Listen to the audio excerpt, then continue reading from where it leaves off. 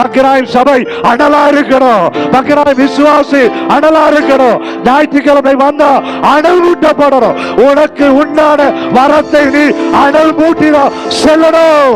மரித்து போய் செல்லக்கூடாது, ஜீவன் உண்டாகணும். மரித்த தேவனை நீ ஆராதிக்கிற, உயிரோடு இருந்த இயேசுவை ஆராதிக்கிற.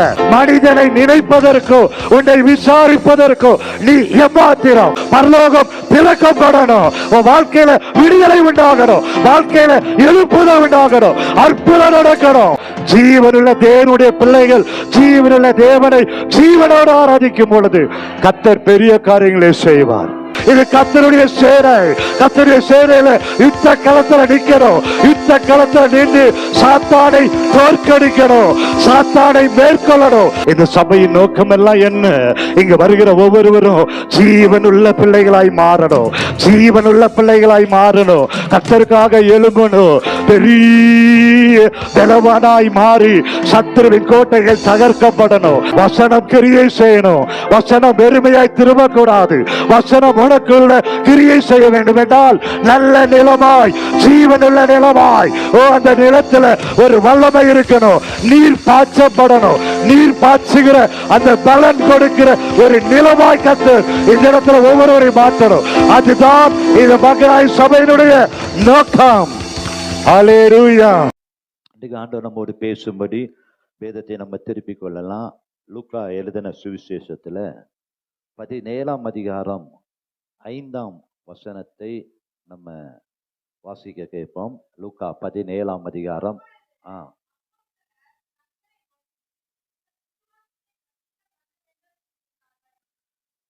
அப்போஸ்தலர் சீஷர்கள் இயேசுவிடத்துல ஒரு காரியத்தை கேட்கிறாங்க, ஒரு முக்கியமான காரியத்தை கேட்கிறாங்க. என்ன காரியத்தை கேட்கிறாங்க? எங்கள் விசுவாசத்தை வர்த்திக்க பண்ணணும்னா பெருக பண்ணணும், எங்க விசுவாசம் வளரணும், பெருக வேண்டும், அதற்காக நீங்க வேணும் ஆண்டவரே அப்படின்னு ஆண்டவரிடத்துல ஒரு விண்ணப்பத்தை வைக்கிறாங்க. ரொம்ப முக்கியமான விண்ணப்பம். ஆமேன்.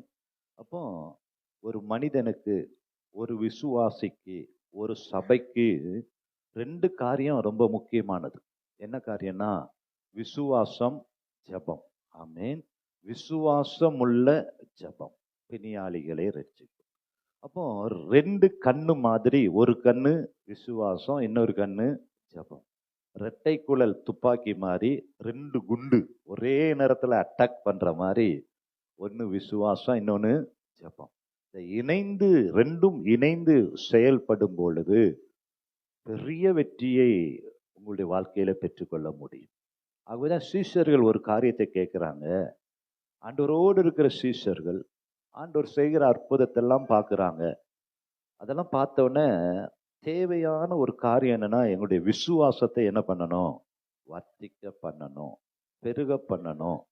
அதுக்காக நீங்க ஒரு உதவி செய்யுங்க ஆண்டவரே அப்படின்னு சீஷர்கள் ஆண்டவரிடத்துல கேட்டாங்க.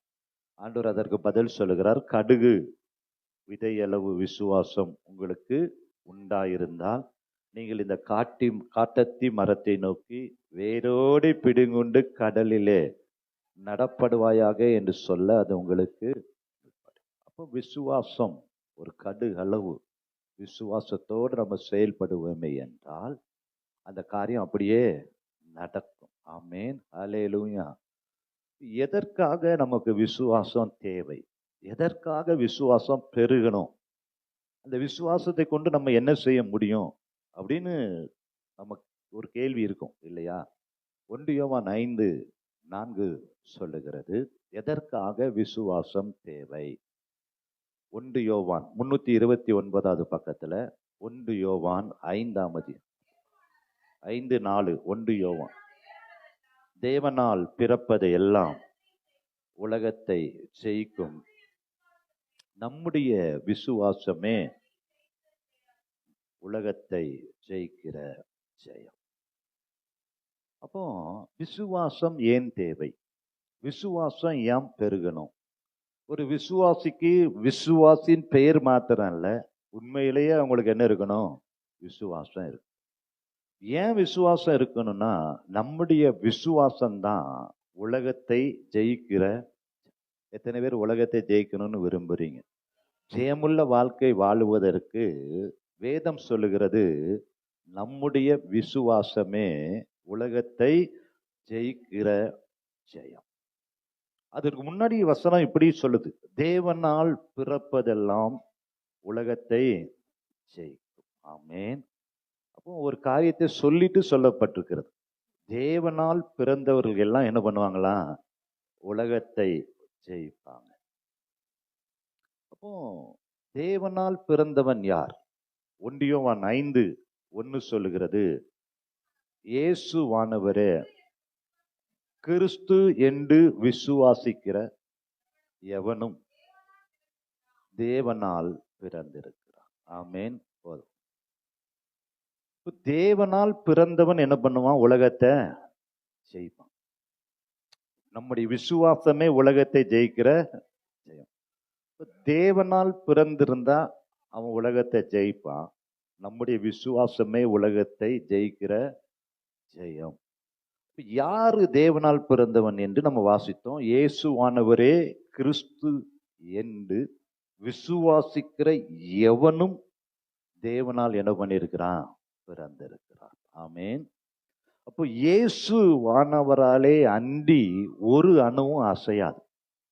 இயேசுதான் கிறிஸ்து, இயேசுதான் மீட்பர், இயேசுதான் இரட்சகர், இயேசுதான் எனக்கு முன்னோடி, இயேசுதான் எனக்கு ஜெயத்தை தருகிறவர், இயேசுதான் என் பாவங்களை மன்னிக்கிறவர், இயேசுதான் எனக்கு வெற்றியை தருகிறவர் அப்படின்னு இயேசு வானவரே கிறிஸ்து ஜீவனுள்ள தேவன் என்று யாரெல்லாம் இயேசுவை நம்புறாங்களோ விசுவாசிக்கிறாங்களோ அவங்க எல்லாரும் தேவனால் பிறந்தவர்கள். ஆமென்.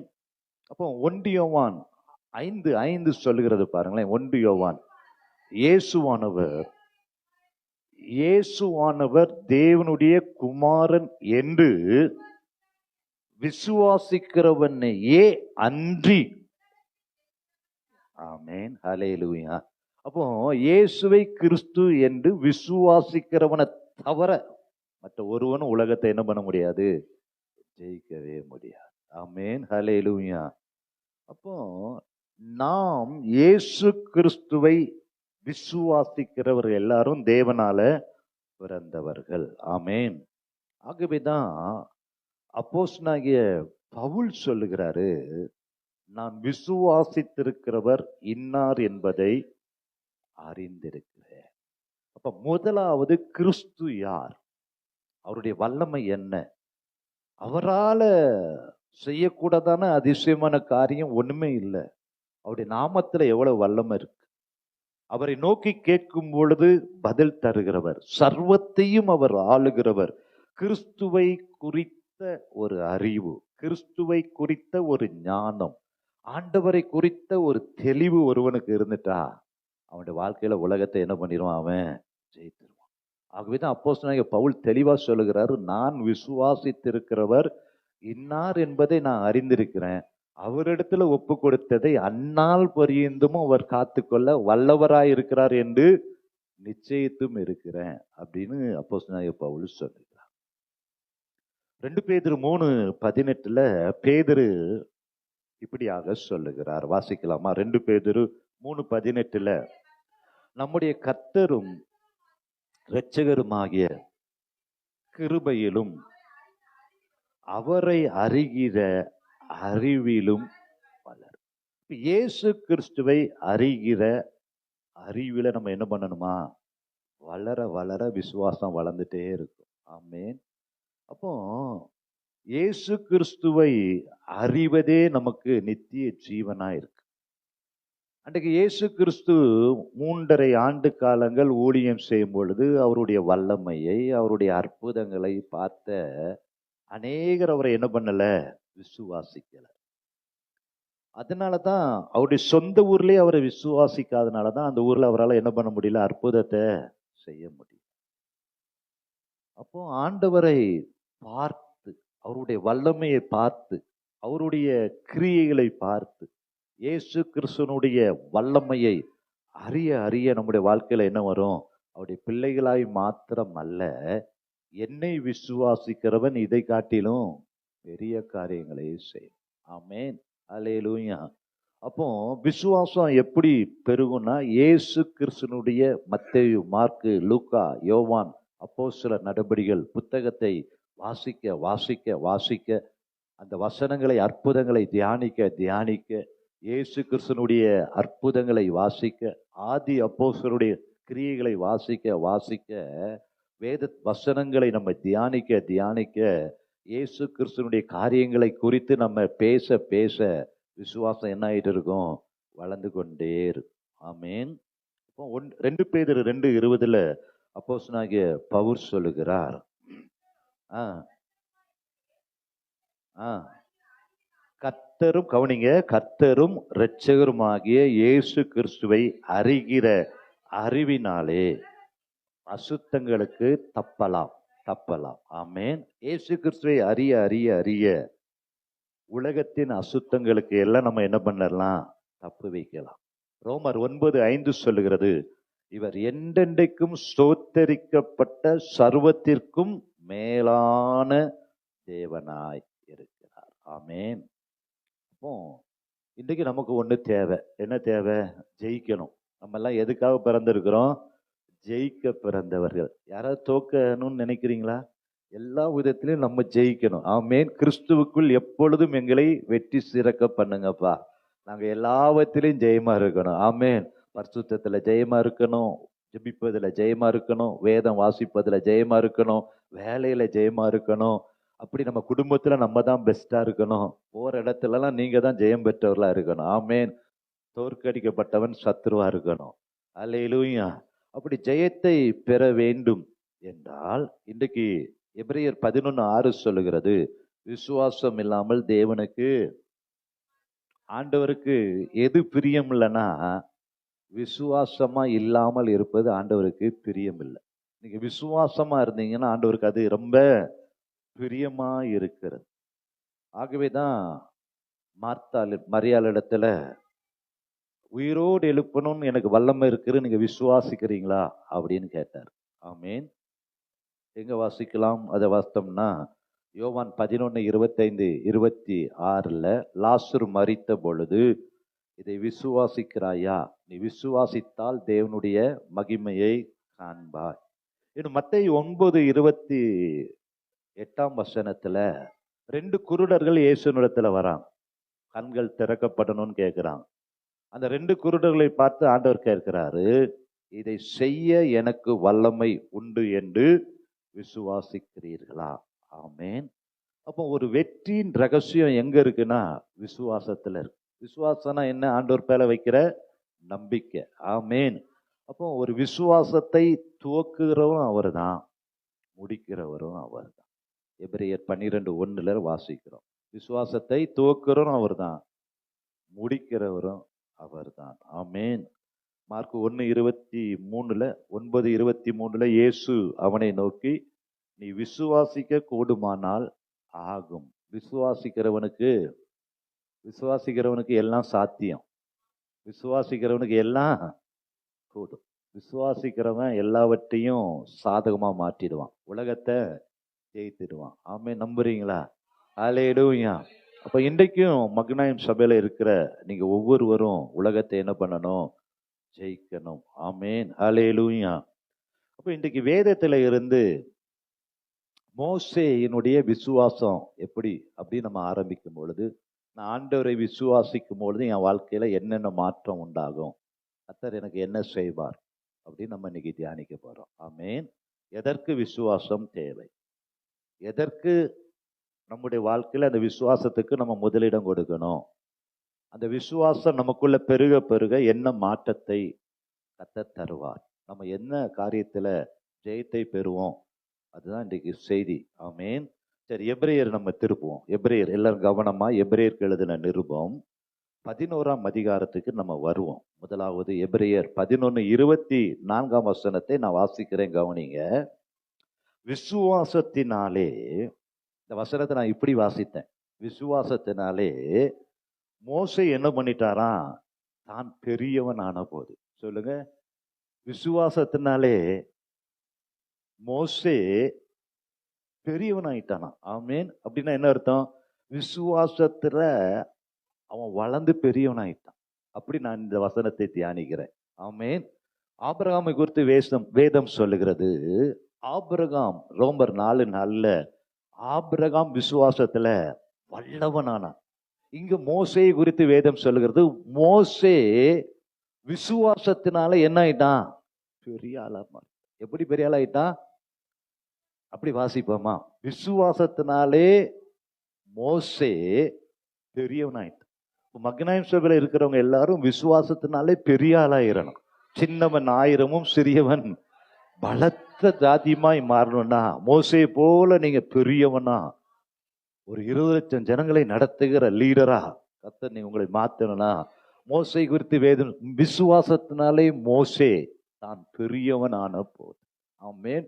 விசுவாசம் உங்களை என்ன பண்ணிரும்? பெரிய ஆளா மாத்திரும். ஆமென். அல்லேலூயா.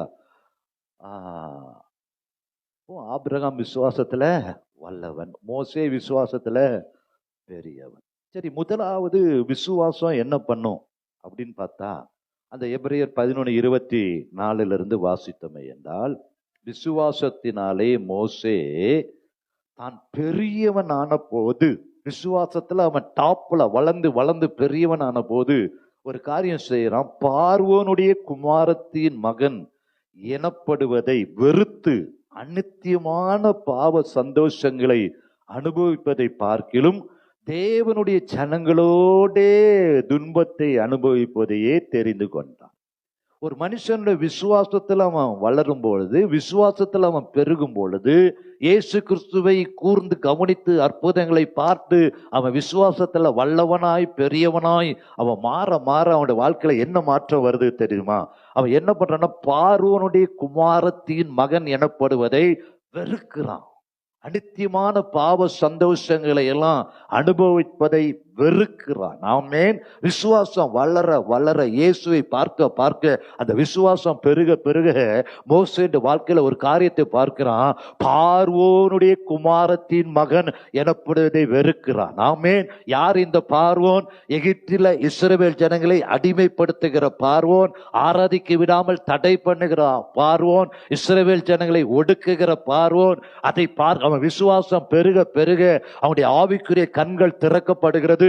இந்த பார்வோனிடத்துல இருந்து பார்வோனுடைய குமாரத்தின் மகன் எனப்படுவதெல்லாம் நான் விரும்பல. இந்த பாவ காரியத்துல கர்த்தருக்கு விரோதமாய், கர்த்தருடைய பிள்ளைகளுக்கு விரோதமாய் ஆராதிப்பதற்கு தடையாய் இருக்கிற, ஒடுக்குகிற, சிறைப்படுத்துகிற பார்வோனுடைய குமாரத்தின் மகன் எனப்படுவதை வெறுக்கிறான். அந்த சந்தோஷத்தை வெறுக்கிறான். முதலாவது விசுவாசம் பெருக நமக்குள்ள என்ன வரும் தெரியுமா? எங்க உட்காரணும், எங்க உட்காரக்கூடாது, எது பாவம், எது நல்லது, எது கெட்டது, எது சரியான பாதை, எது நம்முடைய காரியத்திற்கு ஆகாத காரியம், எதெல்லாம் வெறுக்கணும், எதெல்லாம் விட்டுவிடணும் என்கிற ஒரு தெளிவு எங்க ஆரம்பிக்கணும்? விசுவாசம் வரும் பொழுது உங்க வாழ்க்கையில பாவ காரியத்தை விட்டு விலகணும். அநித்தியமான பாவ சந்தோஷங்களை விட்டு விலகணும். பாவத்தை வெறுக்கிற ஒரு அனுபவம் மோசேக்கு உண்டாயிற்று. ஆமென். அல்லேலூயா. இன்றைக்கு விசுவாசம் நமக்குள்ள பெருக விசுவாசம் வர்த்திக்க ஆண்டவர் மேல உள்ள அன்பு பெருக நமக்கு ஒரு காரியம் நமக்கு கிளியரா தெரியும். நம்ம பரியாசக்காரர் இடத்துல உட்காராம, பாவியோட வழியில நில்லாம நம்ம வேறுபடுக்கிற ஒரு வாழ்க்கைக்கு விசுவாசம் கொண்டு வந்துடும். ஆமென். அல்லேலூயா. அப்படித்தான் மோசே தான் விசுவாசத்துல பெரியவனான பொழுது அங்க சொல்லப்பட்டிருக்கிறது, பார்வோனுடைய குமாரத்தின் மகன் என்பதெல்லாம் வெறுத்துட்டான். ஆமென். நம்ம இந்த உலகத்திற்கு சொந்தக்காரர்கள் அல்ல, எகிப்திற்கு அடிமையானவர்கள் அல்ல, ஆராதிப்பதற்கு தடை பண்ணுகிற எந்த காரியத்திற்கு நம்ம சொந்தமானவர்கள் அல்ல. எதெல்லாம் விடணுமோ அதெல்லாம் விட்டு விட வேண்டும். ஆமென். ஆராதிப்பதற்கு, கர்த்தரை தேடுவதற்கு, பாலும் தேனும் ஓடுகிற தேசத்தை சுதந்திரிப்பதற்கு தடையாயிருக்கிற பார்வோன், எகிப்தின் அடிமைத்தனம் ஒடுக்குகிற பார்வோனை விட்டு வெளியே வரும் பொழுது கர்த்தர் பெரிய காரியங்களை வைத்திருக்கிறார். விசுவாசிக்கிறீங்களா? கர்த்தருக்கு விரோதமாய் இருக்கிற, கர்த்தருக்கு பிரியமில்லாத பார்வோனுடைய அடிமைத்தன ஆவியில இருந்து மோசேயை கர்த்தர் விலக்கி வெளியே கொண்டு வந்தார். ஆமென். அப்ப முதலாவது விசுவாசம் பெருக விசுவாசம் நமக்குள்ள வளர அப்ப எல்லா பாவ காரியங்கள், அநித்தியமான காரியங்கள் எல்லாம் வெறுத்து ஆண்டோடைய அன்பை நாடி கர்த்தருடைய பிள்ளைகளோடு இருக்கிற அந்த ஐக்கியத்தை தான் நம்ம விரும்புவோம். ஆமென். அதுக்கு தான் கர்த்தர் என்ன தரணும்? விசுவாசத்தை எங்களை வர்த்திக்க பண்ணுங்க ஆண்டவரே. எங்கள் விசுவாசம் உம்மை சார்ந்திருப்பதில்லை, உம்மை ஆராதிப்பதில்லை, உம்மை தேடுவதில்லை. தேவ பிள்ளைகளோடு ஐக்கியமா இருக்க இருக்க அந்த பக்கத்துல இருக்கிற அந்த அக்கினி, விசுவாசம் என்கிற அந்த அக்கினி பற்றி பிடிச்சிட்டே இருக்கும். ஆமேன். எதெல்லாம் வெறுக்கணும், எதெல்லாம் விடணுங்கிற காரியத்தெல்லாம் கர்த்தர் கற்றுக் கொடுத்து கொண்டே இருப்பார். ஆமேன். யோசிப்பு அப்படிதான். அவர் என்ன பண்ணாரு? போத்திப்பார் அரண்மனையில தேவனுக்கு விரோதமா இத்தனை பெரிய பொல்லாங்க நான் செய்வது எப்படி? அவனுக்கு ஒரு தரிசனம் இருக்கு, அவனுக்கு ஒரு விசுவாசம் இருக்கு. 17 வயசுல ஆண்டவர் ஒரு தரிசனத்தை கொடுக்கிறாரு, ஒரு சொப்பனத்தை கொடுக்கிறாரு. அந்த லெக்கை நோக்கி யோசேப்பு ஓடும் பொழுது பார்வோனுடைய அரண்மனையில அந்த ஓட்டத்திற்கு ரோதமாக ஒரு காரியம் குறுக்கிடும் பொழுது அதையெல்லாம் அவனுக்குள்ள இருந்த அந்த விசுவாசம், அவனுக்குள்ள இருந்த அந்த தரிசனம், அவனுக்கு கொடுத்த அந்த வெளிப்பாடு, எத்தனை காரியம் தடையா வந்தாலும் அதையெல்லாம் விட்டு விலகினான். காரணம் என்ன? அவனுக்குள்ள இருந்த நம்பிக்கை, அவனுக்குள்ள ஆண்டவர் கொடுத்த அந்த சொப்பனத்தின் நிமித்தமாக, அந்த தரிசனத்தின் நிமித்தமாக, அந்த தரிசனத்தை அடையக்கூடாதபடி பார்வோனுடைய போத்திப்பார் அரண்மனையில அவனுக்கு விரோதமாய் காரியம் வந்தாலும் அதை விட்டு விலகி அவன் ஓடிட்டே இருந்தான். ஆமென். அல்லேலூயா. என் அன்பு தேவ பிள்ளைகளை, விசுவாசம் பெருக பெருக ஆண்டவர் உங்களுடைய ஓட்டத்தை ஜெயமாய் மாற்றி தருவார். எந்த இடத்துல நீங்க தோற்று போய் விடவே மாட்டீங்க. ஆமென். அல்லேலூயா. விசுவாசிக்கிறவன் பதறான், வேதம் சொல்கிறது. விசுவாசிக்கிறவன் பதறவே மாட்டான். ஆமென். அல்லேலூயா. ஆகவேதான் ஈசாக்கை பார்த்து ஆண்டவர் சொல்லுகிறாரு. ஈசாக்கு இடத்துல பஞ்சகாலம் வரும் பொழுது ஆதியாகமம் 26:2 கர்த்தர் ஈசாக்கு தரிசனமாகி, நீ எகிப்துக்கு போக கூடாது, நான் உனக்கு சொல்லும் தேசத்துல குடியிரு, உன்னை என்ன பண்ணுவேன்? ஆசீர்வதிப்பேன். ஆமென். ஈசாக்கு பஞ்சகாலம் வரும்பொழுது எங்க போயிடக்கூடாது? எகிப்துக்கு போயிடக்கூடாது. எகிப்துல எங்க போனா அங்க போத்திப்பாருடைய சிறையிருப்புல எகிப்து என்கிற பாவ அடிமைத்தனத்துக்குள்ள நீ போகவே கூடாது. ஆமென். வேறு பிரிக்கப்பட்ட ஈசாக்கு, கர்த்தரால் ஆசீர்வதிக்கப்பட்ட ஈசாக்கு மீண்டும் எங்க போயிடக்கூடாது? எகிப்துக்கு போகக்கூடாது. ஆமென். இங்கே இரு, உன்னை ஆசீர்வதிப்பேன் கர்த்தர். கேராரூரிலே ஈசாக்கை கர்த்தர் என்ன பண்ணினாரு? ஆசீர்வதித்தார். அதே போலதான் ஆபிரகாம் தன் குமாரனாகிய ஈசாக்குக்கு எலியேசர் இடத்துல பெண்ணு பார்க்கும்படி சொல்லும் பொழுது ஆண்டவர் சொல்றாரு, என் குமாரனை நீ மறுபடியும் அங்க எங்க கொண்டு போக கூடாது, அங்கே அழைத்து கொண்டு, ஆதியாகமம் 24:6-8 நீ என் குமாரனை மறுபடியும் அங்கே அழைத்து கொண்டு போகாதபடி எச்சரிக்கையா இரு. ஆமென். நான் விட்டு வந்த மொசொபத்தோமியா நாட்டுக்கு மீண்டும் என் மகனை நீ கொண்டு போகவே கூடாது. விட்டு வந்தது தான். ஆமென். விசுவாசம் பெருக பெருக உங்களை அடிமைப்படுத்துகிற, சிறைப்படுத்துகிற வேண்டாத காரியங்கள்லாம் ஆட்டோமேட்டிக்கா உங்களை விட்டு விலகிரும். அப்படிப்பட்ட ஒரு காரியத்தை கர்த்தர் உங்களுக்கு செய்வார். ஆமென். மோசே அப்படிதான் செய்தார். அநித்தியமான பாவ சந்தோஷங்களை எல்லாம் பெரிய பார்வோனுடைய அரண்மனையில இருப்பதை காட்டிலும் கர்த்தருடைய பிள்ளைகளோடு இருப்பதை மோசே விரும்பினார். ஆமென். முதலாவது விசுவாசம் பாவத்தை என்ன பண்ணும்? வெறுக்கவை. இரண்டாவதாக எபிரேயர் 11:28 வாசித்து பார்த்தோம் என்றால், விசுவாசத்தினாலே முதற் பேரானவைகளை சங்கரிக்கிறவன் இஸ்ரவேலரை தொடாதபடிக்கு அவன் பஸ்காவையும் இரத்தம் பூசுதலாகிய நியமத்தையும் ஆசரித்தான். இரண்டாவதாக விசுவாசம் பெரிய ரட்சிப்பையும் விடுதலையும் கொண்டு வரும். சொல்லுங்க, இரண்டாவது விசுவாசம் ரட்சிப்புனா எல்லாவற்றிலிருந்து ரட்சிப்பு, எல்லாவற்றிலிருந்து விடுதலையை கொண்டு வரும். இயேசு கிறிஸ்து அன்றைக்கு மோசேயை பார்த்து சொன்னார், 9 அற்புதங்களை மோசே அங்க செய்கிறார். பார்வோன் இடத்திலிருந்து ஒரு விடுதலை கிடைக்க முடியல, எகிப்தின் அடிமைத்தனத்திலிருந்து விடுதலை பெற்றுக்கொள்ள முடியல. கடைசியாக தேவன் மோசே இடத்துல சொன்னார், பஸ்கா ஆட்டுக்குட்டியை அடித்து அந்த இரத்தத்தை நிலைக்கால்களிலே பூசும் பொழுது அன்றைக்கு ஒரு பெரிய விடுதலை. ஆமென். என்றைக்கு 10வது அற்புதமாக பஸ்கா ஆட்டுக்குட்டின் இரத்தம் நிலைக்கால்களிலே மேலையும் கீழையும் பூசப்பட்டதோ, சங்கார தூதன் அன்றைக்கு எகிப்தினுடைய எல்லா தலைச்சனைகளையும் சங்கரித்த பொழுது அன்றைக்கு பஸ்கா ஆட்டுக்கூட்டின் இரத்தத்தினாலே இஸ்ரவேல் ஜனங்களுக்கு கர்த்தர் பெரிய ரட்சிப்பை, விடுதலையை கொடுத்தார். ஆமென். அல்லேலூயா. விசுவாசத்தினாலே மோசே பஸ்கா ஆட்டுக்குட்டியை அடிக்கிற அந்த நியமத்தை கட்டளையிட்டு அதை செய்த பொழுது கர்த்தர் கர்த்தர் பெரிய ரட்சிப்பை இஸ்ரவேல் ஜனங்களுக்கு எகிப்திலிருந்து அவர் கட்டளையிட்டார். ஹல்லேலூயா. பஸ்கா ஆட்டுக்குட்டியின் ரத்தம் பூசப்பட்ட அந்த இரவிலே, யாத்திராகமம் 12ஆம் அதிகாரம் 30-32 வரைக்கும் நம்ம வாசித்து பார்த்தோம் என்றால், என் ஜனங்களை விட்டு புறப்பட்டு போய் கர்த்தருக்கு ஆராதனை செய்யுங்க. ஆமென்.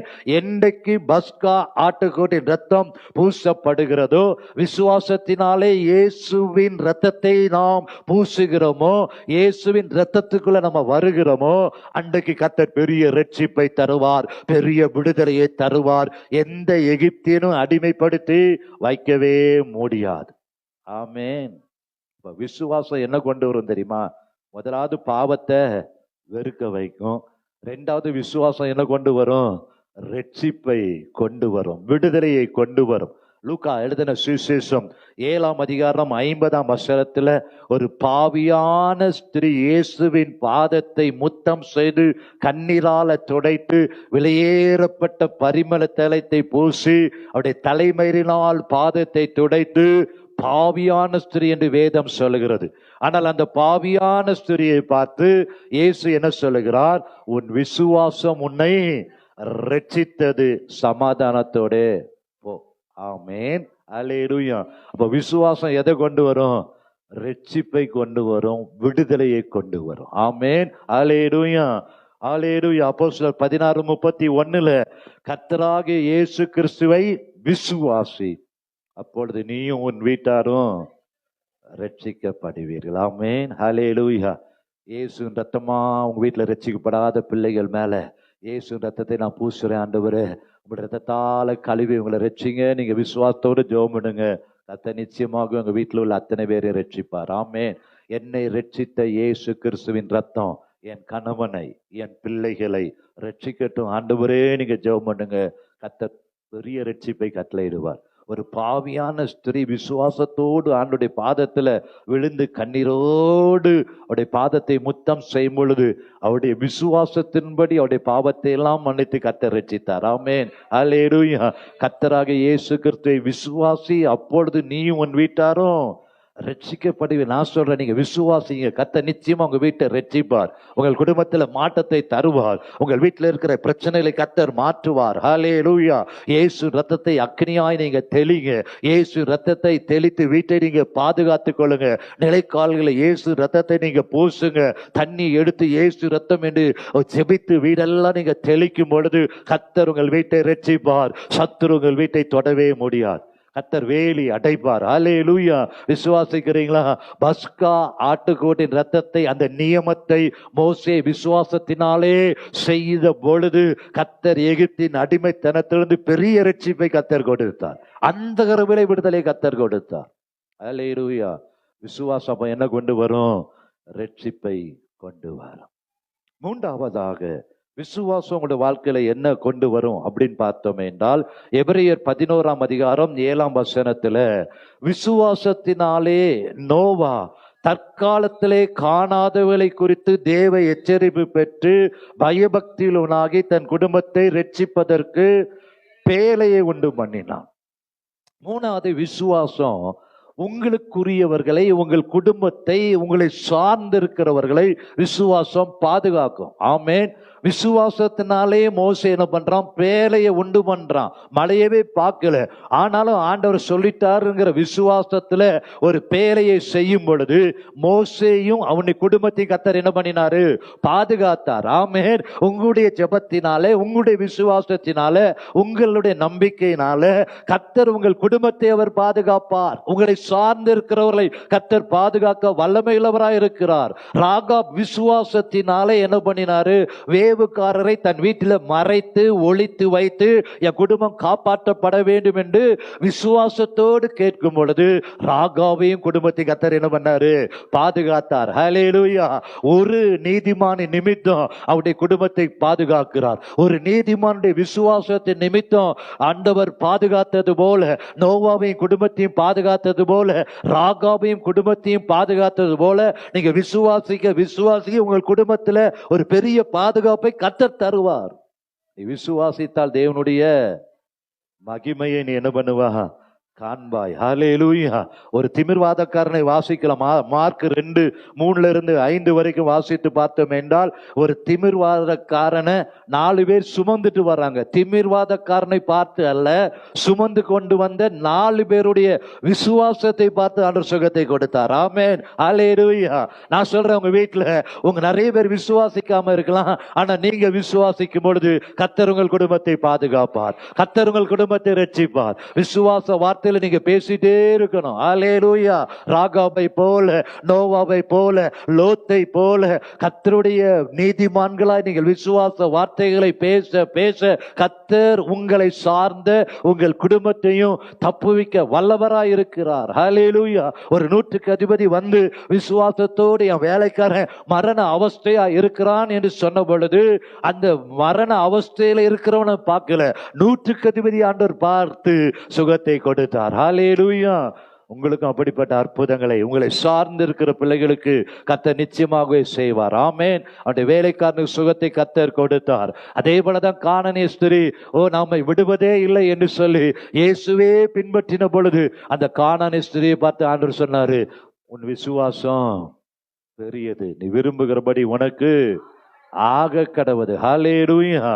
ஊமையும் செவிடுமான ஆவி பிடித்த மகனை கொண்டு வந்து ஆண்டவரிடத்துல நிறுத்தும் பொழுது, செய்ய எனக்கு விசுவாசிக்கிறாயா என்று கேட்ட பொழுது, என் அவிசுவாசம் நீங்க உதவி செய்யும் என்று சொன்ன பொழுது கர்த்தர் அந்த ஊமையும் செவிடுமான ஆவி என்ன பண்ணினாரு? துரத்தினார். ஒரு ஜெபாலயத்திலையும் எவரு ஆண்டவரை நம்பி வந்து என் குழந்தை மரண அவஸ்தையா இருக்குது என்று கேட்கும் பொழுது, ஒருவேளை மரித்தே போனாலும் ஆண்டவர் அவனை பார்த்து சொன்னாரு, நீ விசுவாசம் உள்ளவனாயிரு. ஆமேன். விசுவாசம் மட்டும் என்ன பண்ணிடாத, விட்டுறாத. மரித்து போனாலும் அவனுடைய விசுவாசத்தை கர்த்தர் பலப்படுத்தி சுகத்தை கொடுத்தார். ஆமேன். அப்ப உங்களுடைய விசுவாசம் உங்கள் குடும்பத்தை ரட்சிக்கும்.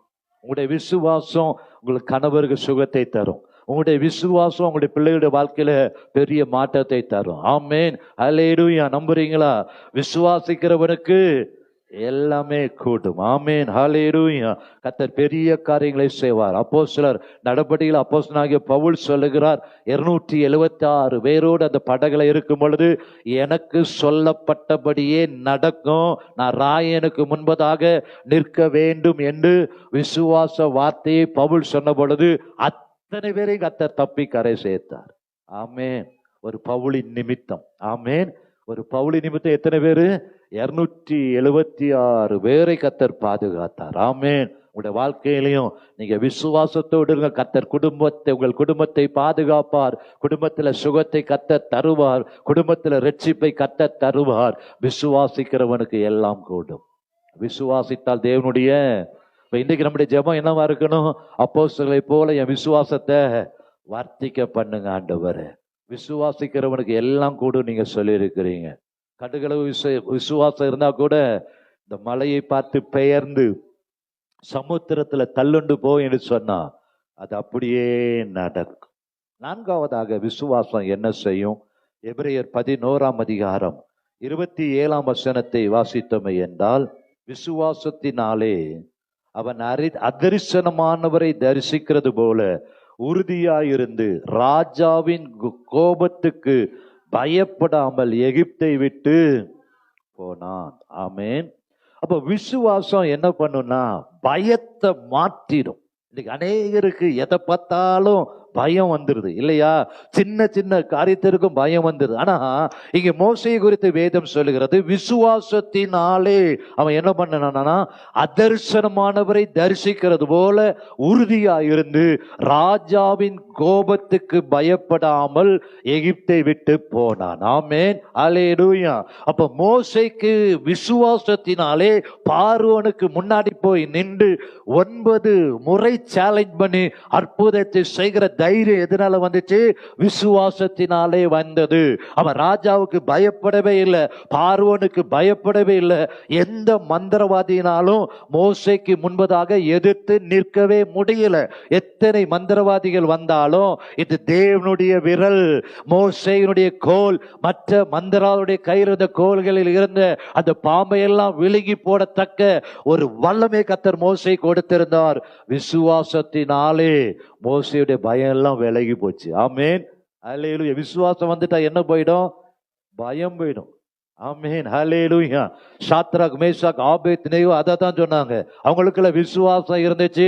நாங்கள் ஆராதிக்கிற தேவன் யார், அவர் எப்படிப்பட்டவர், அவர் எங்களை தப்புவிக்க வல்லமையுள்ளவராயிருக்கிறார், ராஜாவாகி உமக்கு முன்பதாக உத்தரவு சொல்ல எங்களுக்கு அவசியம் இல்லை. ஆமென். 7 மடங்கு அக்கினி சூடாக்கப்பட்டாலும் அவங்களுக்குள்ள இருந்த விசுவாசம் என்ன?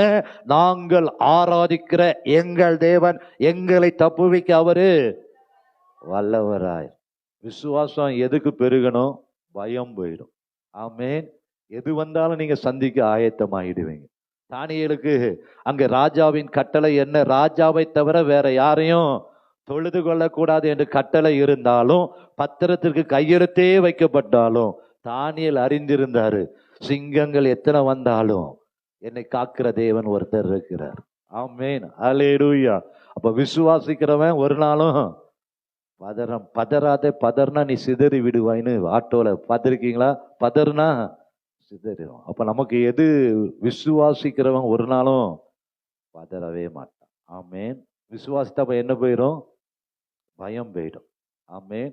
பயம் வந்துச்சுன்னா விசுவாசம் இல்லைன்னு அர்த்தம். ஆமென். ஹல்லேலூயா. இன்னும் நம்ம வாசித்து பார்த்தோம்னா அந்த பயம் போற காரியத்துல அங்கே யாத்திராகமம்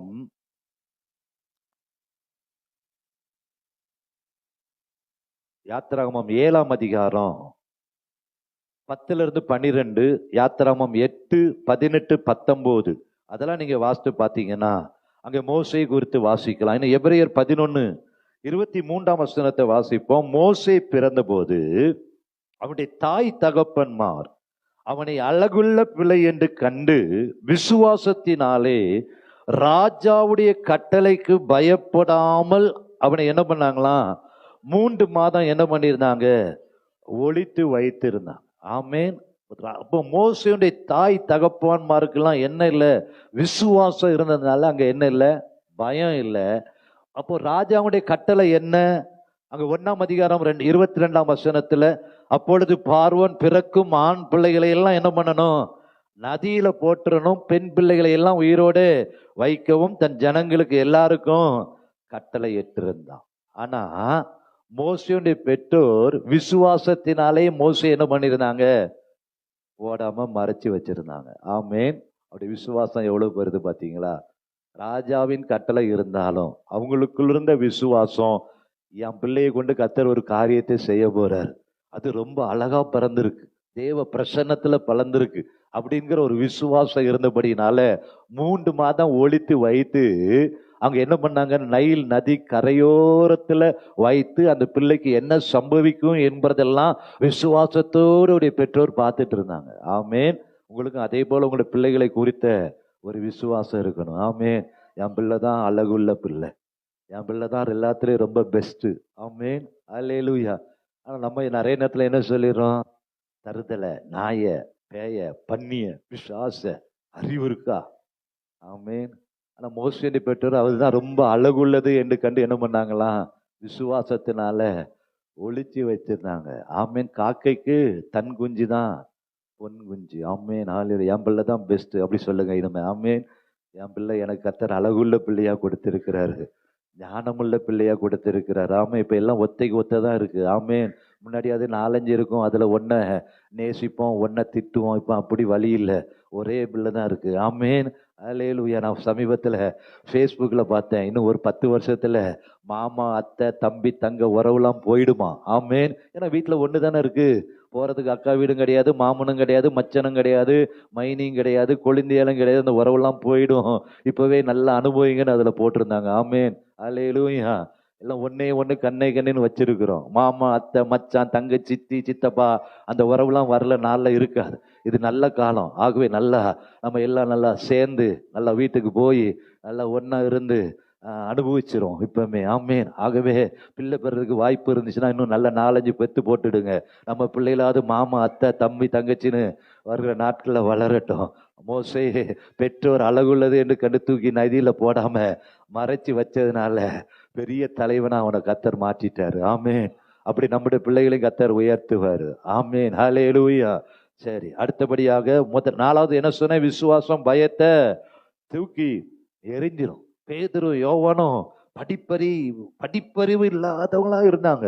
ஆனா என்னைக்கு அந்த ஆவியானவர் இறங்கி வந்தாரோ அவங்களுக்குள்ள ஒரு பெரிய விசுவாசம் வந்துட்டு அவங்க பேசுகிற தைரியத்தை பார்க்கறாங்க எல்லாரும். எப்ப மீன் பிடிக்கிறவங்க படிப்பறிவு இல்லாதவங்க இவங்களுக்கு இப்படிப்பட்ட தைரியம் எங்க இருந்து வந்துச்சு அப்படின்னா அவங்களுக்குள்ள இருந்த விசுவாசம். ஆமேன். நஸ்ரனாகிய இயேசு கிறிஸ்துவின் நாமத்துல எழுந்து நட என்று சொன்ன பொழுது எழுந்து நடந்துட்டான். இயேசு நாமத்தை இல்லாம வேற நாமம் இல்லை. இயேசு நாமத்தை சொல்ல சொல்ல பேதுருக்குள்ள இருந்த விசுவாசம் வேலைக்காரிக்கு முன்னாடி போய் மறுதளிச்ச பேதுரு இப்ப தைரியமா பேசுறான். நஸ்ரனாகிய இயேசு கிறிஸ்துவை நீங்க கொலை செய்தீங்க, அந்த இயேசு கிறிஸ்து தான் நல்லவருப்பா, அற்புதம் செய்கிறவர். எல்லாரும் ஆச்சரியப்படுறாங்க. மறுதளிச்ச பேதுரு இவனுக்குள்ள இப்படிப்பட்ட தைரியம் எங்க இருந்து வந்தது? இயேசுவோடு கூட இருந்தான், இயேசுவை பார்த்தான், இயேசுடைய வல்லமையை பார்க்கிறான். அவனுக்குள்ள இருக்க அந்த விசுவாசம் பெருகி போச்சு. அங்க பயம் எல்லாம் போயிட்டு. ஆமேன். அல்லேலூயா. நீங்க இயேசுவோடு நெருங்கி இருக்க இருக்க வசனத்தை தியானிக்க தியானிக்க விசுவாசம் பெருக பெருக பயம் எல்லாம் இயேசு நாமத்துல ஓடி போயிடும். ஆமேன். பெரிய காரியத்தை நீங்க செய்திடுவீங்க. ஐந்தாவதாக எபிரேயர் 11ஆம் அதிகாரம் 29, 30 வசனத்தை திருப்போம். எபிரேயர் 11ஆம் அதிகாரம் 29, 30 வசனம். விசுவாசத்தினாலே சிவந்த சமுத்திரத்தை உலர்ந்த தரையை கடந்தது போல கடந்து போனார்கள். எகிப்தியர் அப்படி செய்ய துணிந்து அமிழ்ந்து போனார்கள். 33ஆம் வசனத்துல விசுவாசத்தினாலே அவர்கள் ராஜ்யங்களை ஜெயித்தார்கள், நீதியை நடப்பித்தார்கள், வாக்கு தத்தங்களை பெற்றார்கள், சிங்கங்களின் வாய்களை அடைத்தார்கள், அக்கினியின் உக்கிரத்தை அவித்தார்கள், பட்டய கருக்குக்கு தப்பினார்கள், பலவீனத்தில் பலன் கொண்டார்கள், யுத்தத்தில் வல்லவர்களானார்கள், அந்நியருடைய சேனைகளை முறியடித்தார்கள். ஐந்தாவதாக விசுவாசம் பெருக பெருக சத்துருவை பார்த்து நீங்க எம்மாத்திரம்னு பேசுவீங்க. ஆமேன். சத்துருவை மேற்கொள்ளுகிற வல்லமை கத்த தருவார். ஆமேன். அல்லேலூயா. விசுவாசத்தினாலே மோசே என்ன பண்ணினாராம்? சிவந்த சமுத்திரத்தை உலர்ந்த தரையை போல அவங்க கடந்து போனாங்க. ஆமேன். எவ்வளவு பெரிய சிவந்த சமுத்திரம் இருந்தாலும் மோசே தன்னுடைய கரத்தில் இருக்கிற கோலை நீட்டும் பொழுது, விசுவாச கோலை நீட்டும் பொழுது சிவந்த சமுத்திரம் வழிவிட்டது. அவங்களுக்கு உலர்ந்த தரையில நடந்து போனாங்க. அதே விசுவாச கோலை நீட்டின பொழுது எதிராக வந்த பார்வோனையும் அவருடைய சேனைகளை கர்த்தர் என்ன பண்ணினாரு? முறித்து போட்டார். விசுவாசத்தினாலே ராஜ்யங்களை ஜெயித்தார்கள். அந்நியருடைய சேனைகளை என்ன பண்ணினாங்களாம்? முறியடித்தார். விசுவாசத்தினாலே ஆசாரியர்கள் உடன்படிக்கை பெட்டியை சுமந்து யோர்தான்ல கால் வைத்த பொழுது யோர்தான் பின்னிட்டு திரும்பினது. விசுவாசத்தினாலே எரிகோ கோட்டையை சுற்றி வந்த பொழுது எரிகோ கோட்டை தகர்ந்து விழுந்தது. அல்லேலூயா. விசுவாசத்தினாலே யோசபாத் துதிக்க ஜனங்களை நிறுத்தின பொழுது எதிரிகள் வெட்டுண்டு விழுந்தாங்க. அல்லேலூயா. விசுவாசத்தினாலே தானியேல் சிங்கங்களின் வாய்களை கட்டி போட்டார். ஆமேன். அதே போல விசுவாசம் பெருக பெருக பெருக பெருக விசுவாசத்தினாலே நீங்க பெரிய சேனைகள் எல்லாம் என்ன பண்ணீங்க? முறியடிப்பீங்க. சிங்கத்தின் மேலும் விரியன்பாம்பின் மேலும் நீங்க நடப்பீங்க. பால சிங்கத்தையும் வலு சர்ப்பத்தையும் மிதித்து போடுகிற வல்லமை கர்த்தர் தருவார். எங்க அது ஆரம்பிக்கும்னா விசுவாசம் பெருக பெருக கர்த்தர் சொல்கிறார், என்னை விசுவாசிக்கிறவன் நான் செய்த கிரியைகளை தானும் செய்வான், இதை காட்டிலும் பெரிய காரியங்களை செய்வான். மார்க் 16:17 சொல்லுகிறது, விசுவாசிக்கிறவரால் நடக்கிற அடையாளங்கள் ஆவன. என் நாமத்தினாலே பிசாசுகளை துரத்துவார்கள், நவமான பாஷைகளை பேசுவார்கள், சர்ப்பங்களை எடுப்பார்கள், சாவுக்கு ஏதுவான யாதொன்றை குடித்தாலும் அது அவர்களை சேதப்படுத்தாது. யாருக்கு அது நடக்கும்? விசுவாசிக்கிறவர்கள். ஆமென். அல்லேலூயா. விசுவாசித்தா நீங்க என்ன பண்ணலாம்? சத்துருவை மேற்கொள்ள முடியும். ஆமேன். யுத்தத்துல வல்லவர்களாய் மாற முடியும். ஆமேன். விசுவாசிக்கிறவனால எல்லாம் கூடும். ஆறாவதாக யாக்கோபு 5ஆம் அதிகாரம் 8-9 சொல்லுகிறது. 316ஆம் பக்கத்துல யாக்கோபுக்கு எழுதின நிருபம் 5ஆம் அதிகாரம் 8-9 வசனத்துல வாசித்து இல்ல அது இல்ல யாக்கோபு 1:6 அவன் எவ்வளவாகிலும் சந்தேகப்படாமல் விசுவாசத்தோடே கேட்க கடவன். சந்தேகப்படுகிறவன் காட்டினால் அடிபட்டு ஒப்பாய் இருக்கிறான். ஆமேன். அப்ப விசுவாசிக்கும் பொழுது என்ன நடக்கும்னா, 5 நம்ம வாசிக்கலாம். 14:15 விசுவாசமுள்ள ஜெபம் பிணியாளிகளை ரட்சிக்கும், கர்த்தர் அவனை எழுப்புவார். 6வதாக விசுவாசமுள்ள ஜெபம் என்ன பண்ணுமா? பிணியாளி, வியாதி உள்ளவர்களை சுகப்படுத்தும். கர்த்தர் அவனை என்ன பண்ணுவாரு? ரட்சிப்பார். கர்த்தர் அவனை எழுப்புவார். ஆமேன். உங்களில் ஒருவன் வியாதிப்பட்டால் சபையின் மூப்பர்களை வரவழைப்பனாக, அவர் கர்த்தருடைய நாமத்திலே அவனுக்கு எண்ணெய் பூசி அவனுக்காக ஜெபம் பண்ண கடவர்கள். அப்பொழுது விசுவாசம் உள்ள ஜெபம் பிணியாளிகளை ரட்சிக்கும், கர்த்தர் அவனை எழுப்புவார். ஆமேன். ரோமர் 1:17, எபிரேயர் 10:38 2 வசனம் ஒரு காரியத்தை சொல்லுகிறது. விசுவாசத்தினாலே நீதிமான் பிழைப்பான். ஆமேன். விசுவாசத்தினால நீதிமான் என்ன பண்ணுவானா? பிழைப்பான். விசுவாசமுள்ள ஜெபம் என்ன பண்ணும்? பிணியாளிகளை ரட்சிக்கும். ஏசாயா 38:3 ஏசாயா தீர்க்கதரிசி வந்து எசேக்கியா ராஜாவிடத்துல ஒரு காரியத்தை சொல்லுகிறார். நீர் மரித்து போவீர், வீட்டு காரியத்தை ஒழுங்குபடுத்து. 3 உடனே எசேக்கியா, அந்த ஏசாயா தீர்க்கதரிசியே வந்து சொன்னாலும் விசுவாசத்தோடு சுவர்புறமாய் திரும்பி, கர்த்தாவே, நான் உமக்கு முன்பாக உண்மையும் மன உத்தமாய் நடந்தேன் என்பதை நினைத்தருளும் என்று சொல்லி கண்ணீரோடு விண்ணப்பம் பண்ணினான். மிகவும் அழுதான். கர்த்தர் அவனுடைய விசுவாசமுள்ள ஜெபத்தை கேட்டு அவனுக்கு ஜீவனை கொடுத்தார். 15 ஆண்டுகளை கூட்டி கொடுத்தார். ஆமேன். ஹல்லேலூயா. அத்திப்பழத்து அடையை கொண்டு வந்து அவன் மேல பற்று போட்ட பொழுது கர்த்தர் அவனுக்கு சுகத்தை கொடுத்தார். இயேசு கிறிஸ்துவின் ரத்தம் சகல பாவங்களை மாத்திரமல்ல, எல்லா வியாதிகளையும் நீக்கி சுத்திகரிக்க வல்லமையுள்ளதா இருக்கிறது. ஆமேன். நீங்க விசுவாசத்தோடு ஜெபம் பண்ணி பாருங்க, கர்த்தர் உங்கள் குடும்பத்துல அற்புதத்தை செய்வார். மத்தியில வந்த எபன் சந்திரசேகர் சிஸ்டருடைய கணவர் போலீஸ் அதிகாரி. அவங்க பலமுறை ஹார்ட் அட்டாக்ல மரண தருவாயில அவர் போயிருக்கிறார். அப்படிப்பட்ட நேரத்திலாம் அந்த சகோதரி போராடி ஜெபம் பண்ணி அவருடைய கணவருக்கு எத்தனையோ முறை ஆயுசுனால கூட்டி கர்த்தர் கொடுத்திருக்கிறார். ஆமேன். வேலூர் சிஎம்சி ஆஸ்பத்திரியில நிறைய சாட்சியை நம்ம கேட்கலாம். வேலூர் சிஎம்சியில ஒரு சேப்பல் இருக்கு. அந்த சேப்பல்ல அநேகர் கிரிட்டிக்கலான சமயத்துல ஆஸ்பத்திரியில அட்மிட் பண்ணி இருக்கும் பொழுது அந்த சேப்பல்ல போய் எப்படியாவது சுகம் வேணும்னு பொருத்தனையோடு ஜெபம் பண்ணி அநேக சாட்சிகளை நான் வாசித்திருக்கிறேன். வேலூர் சிஎம்சிக்கு அடிக்கடி போகும்போது அந்த சாட்சிகளெல்லாம் நான் கேட்டிருக்கிறேன். ஏன்னா சாமனை அடிக்கடி வேலூர் சிஎம்சியில போகும்பொழுது நிறைய பேர் அவரை பார்க்க வருவாங்க.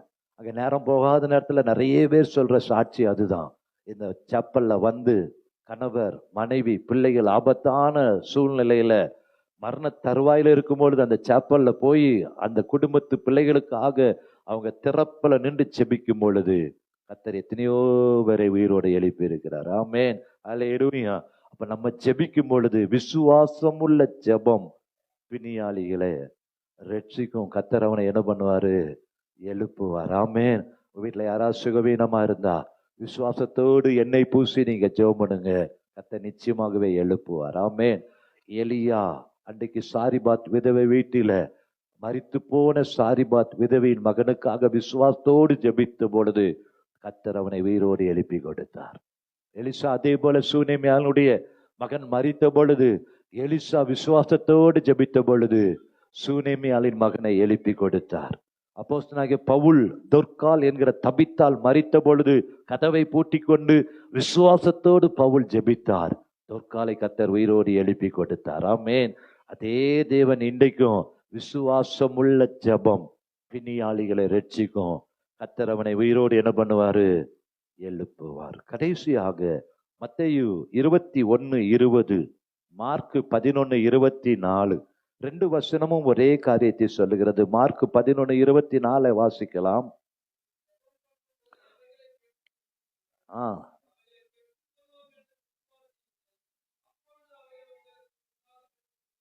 பாருங்களேன், நீங்கள் ஜெபம் பண்ணும் பொழுது எவைகளை கேட்டுக்கொள்வீர்களோ அவைகளை பெற்றுக்கொள்வோம் என்று விசுவாசிங்கள், அப்பொழுது அவைகள் உங்களுக்கு உண்டாகும். இன்னும் மத்தேயு 21:20 வாசிக்கலாம். மத்தேயு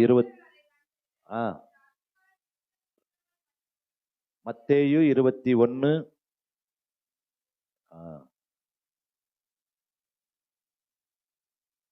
நீங்கள் விசுவாசம் உள்ளவர்களா ஜெபத்திலே எவைகளை கேட்பீர்களோ அவைகளை எல்லாம் நீங்க படிக்கலாம் அந்த வசனத்தை.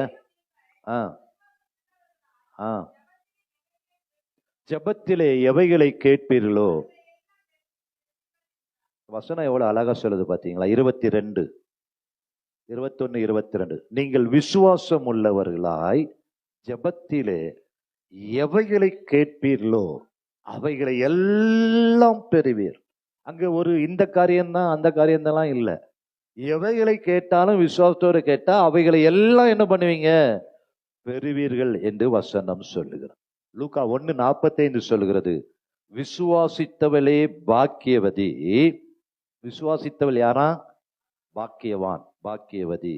கர்த்தராலே அவளுக்கு சொல்லப்பட்டவைகள் நிறைவேறும். ஆமேன். யாக்கோபு 1:6 சந்தேகப்படாமல் நம்ம கேட்கணும். சந்தேகப்படாமல் நீங்க எதெல்லாம் விசுவாசத்தோட கேட்குறீங்களோ அதையெல்லாம் கர்த்தர் தருவார். ஆமேன். அல்லேலூயா. இன்றைக்கு நம்ம என்ன கேட்கணும்? உலகத்தை ஜெயிக்கணும். ஆமேன். வியாதியை ஜெயிக்கணும், கடன் பிரச்சனையை ஜெயிக்கணும், பாவத்தை ஜெயிக்கணும், சாபத்தை ஜெயிக்கணும், குடும்பத்தில் இருக்கிற போராட்டத்தை ஜெயிக்கணும், பயத்தை ஜெயிக்கணும். அதற்கெல்லாம் தேவையானது ஒன்று, எங்கள் விசுவாசத்தை வர்த்திக்க பண்ண ஆண்டவரே. விசுவாசிக்கிறவனுக்கு எல்லாம் கூடும் என்று நீங்க சொல்லி இருக்கிறீங்க. ஆகவே நான் தேவனால் பிறந்தவன், இயேசுவின் ரத்தத்தால நான் மீட்கப்பட்டவன் ஆண்டவரே. பிள்ளை என்கிற அதிகாரத்தை எனக்கு கொடுத்திருக்கிறீங்க. இன்றைக்கு விசுவாசத்தை நீங்க என்ன பண்ணுங்க? வர்த்திக்க பண்ணுங்க. நீங்க கேட்கும் பொழுது கர்த்தர் நிச்சயமாகவே உங்கள் விசுவாசத்தை வர்த்திக்க பண்ணுவார். நீங்க உலகத்தை ஜெயித்திடுவீங்க. எத்தனை பேர் நான் தேவனால் பிறந்திருக்கிறேன்னு சொல்லுவீங்க? தேவனால் பிறப்பது எல்லாம் உலகத்தை என்ன பண்ணுமா? ஜெயிக்கும். நம்முடைய விசுவாசமே உலகத்தை ஜெயிக்கிற ஜெயம். மரணமும் ஜீவனும் நாவின் ஆதி. அப்படியே நம்ம எழுந்து நின்று ஆண்டவரை பார்த்து கேட்க போறோம். ஆண்டவரே, எங்கள் விசுவாசத்தை நீங்க வர்த்திக்க பண்ணுங்க. அப்போஸ்தலர் 6:8 சொல்லுகிறது, ஸ்தேவானை விசுவாசத்தினாலும் வல்லமையினாலும் கர்த்தர் நிரப்பியிருந்தார். ஸ்தேவானை கர்த்தர் எப்படி நிரப்பியிருந்தாரு? விசுவாசத்தினாலும் வல்லமையினாலும் நிரப்பியிருந்தபடினால ஸ்தேவானை கொண்டு கர்த்தர் பலத்த கிரியைகளை செய்தார். ஆமேன். அல்லேலூயா. இன்னும் 2 தெசலோனிக்கேயர் 1:3-4 தெசலோனிக்கே சபை குறித்து வேதம் இப்படி சொல்லுகிறது. அதை மட்டும் நான் வாசிக்கிறேன், கவனிங்க. நாங்கள் எப்பொழுதும் உங்களுக்காக தேவனை ஸ்தோத்தரிக்க கடனாளிகளாய் இருக்கிறோம். தெசலோனிக்கே சபையை பார்த்து அப்போஸ்தலனாகிய பவுல் சொல்லுகிறார், ஏன் ஸ்தோத்தரிக்க கடனாய் இருக்கிறோம்?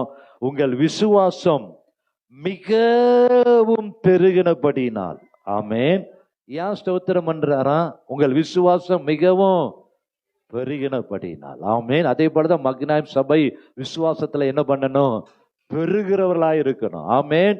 அவங்க விசுவாசத்தை கர்த்தர் இன்னைக்கு வர்த்திக்க பண்ணுவார். நல்ல கரங்களை உயர்த்தி கேட்போமா? ஆண்டவரே, என் விசுவாசத்தை வர்த்திக்க பண்ணுங்க, என் விசுவாசத்தை பெருக பண்ணுங்க ஆண்டவரே.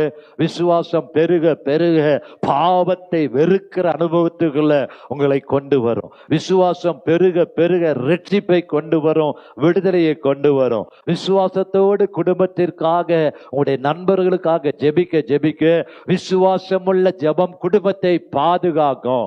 விசுவாசமுள்ள ஜெபம் பயத்தை தூக்கி எறிஞ்சிடும். விசுவாசத்தோடு நீங்க ஜெபிக்கும் பொழுது சத்துருவை நீங்க மேற்கொள்ளுவீங்க. விசுவாசம் பெருக பெருக சத்துருவை மேற்கொள்ளுகிற அதிகாரத்தை கர்த்தர் தருவார். விசுவாசத்தோடு ஜெபிக்கும் பொழுது உங்கள் குடும்பத்துல சுகவீனமாயிருக்கிற பிள்ளைகளை கர்த்தர் சுகப்படுத்துவார். கர்த்தர் அவனை எழுப்புவார். இயேசுவின் நாமத்தில் எழுப்புவார். விசுவாசமுள்ள ஜெபம் பிணியாளிகளை ரட்சிக்கும். கர்த்தர் அவனை எழுப்புவார். விசுவாசத்தோடு எதை கேட்டாலும் அதை கர்த்தர் தருவார். நீங்கள் விசுவாசம் உள்ளவர்களாய் ஜெபத்தில் எவைகளை கேட்பீர்களோ அவைகளை எல்லாம் நீங்க பெறுவீர்கள். கர்த்தர் வாக்குத்தத்தம் பண்ணியிருக்கிறார். தேவையானது ஒன்று, விசுவாசம் பெருகணும். தெசலோனிக்கே சபையை பார்த்து ஸ்தோத்திரம் பண்ணுகிறார். ஏன்? நீங்கள் விசுவாசத்துல பெருகிற சபை. மக்கனாய் சபை விசுவாசத்துல பெருகணும். மக்கனாய் விசுவாசிகள் விசுவாசத்துல வர்த்திக்கிறவர்களாய் காணப்படணும். விசுவாச வார்த்தைகளை பேசணும். இயேசுவின் நாமத்தினாலே பயமெல்லாம் மாறணும். குடும்பம் பாதுகாக்கப்படணும். சத்துருவை மேற்கொள்ளணும். விசுவாசமுள்ள ஜெபம் பிணியாளிகளை ரட்சிக்கணும். விசுவாசமுள்ள ஜெபம் எவைகளை கேட்டாலும் கர்த்தர் அதை தருவேன் என்று சொல்லி இருக்கிறார். விசுவாசிக்கிறவனுக்கு எல்லாம் கூடும் அல்லவா?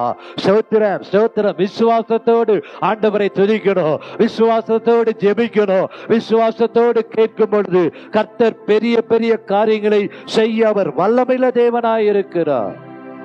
ஹல்லேலூயா. ஸ்தோத்திரம், ஸ்தோத்திரம் ஐயா. ஆண்டவரை பார்த்து சொல்லுமா, கர்த்தரின் கை குறுகவில்லை, கர்த்தரின் வாக்கு மாறிடாதே, சுத்தர்களாய் மாறிடவே சுதனருள் புரிந்திடரே, சுத்தர்களாய் மாறிடவே சுதனருள் புரிந்தனரே. விசுவாசியேறு பதறாதே, விசுவாசியே நீ கலங்காதே, விசுவாசியே நீ பதறாதே, ஆமென், நீ கலங்காதே. விசுவாசத்தால் நீதிமான் என்றும் பிழைப்பார். விசுவாசத்தால் நீதிமான் என்றும் பிழைப்பார். பரிசுத்த ஆவியானவரே பரிசுத்த பாதையில் நடத்திடுவார். பரிசுத்த ஆவியானவரே பரிசுத்த பாதையில் நடத்திடுவார். கிருபையிலே வளர்ந்திடுவோம், வரங்களை நாடிடுவோம். கிருபையிலே வளர்ந்திடுவோம், வரங்களை நாடிடுவோம். விசுவாசியேறி பதறாதே, பதறாதே, விசுவாசியேறி கலங்காதே, விசுவாசியேறி பதறாதே, விசுவாசியே விசுவாசத்தால் நீதிமான் என்றும் பிழைப்பார். விசுவாசத்தால் நீதிமான் என்றும் பிழைப்பார். திருச்சபையே கிரியை செய்வார், வீராண்டில் பெருகிடுவார். தலைமுறையாய் தலைமுறையாய் தலை திரள் புரிவார். தலைமுறையாய் தலைமுறையாய் தலைமுறையாய் தலை திரள் புரிவார். விசுவாசியே விசுவாசியே நீ பதறாதே, விசுவாசியே நீ கலங்காதே, விசுவாசியே நீ பதறாதே, விசுவாசியே நீ கலங்காதே.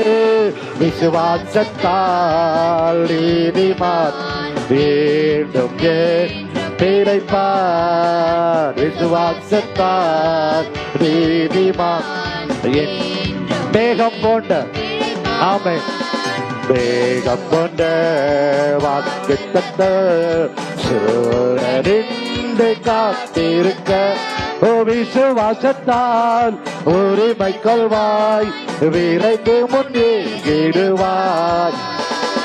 விசுவாசத்தால் உரிமை கொள்வாய், விரைந்து முன்னேறிடுவாய்.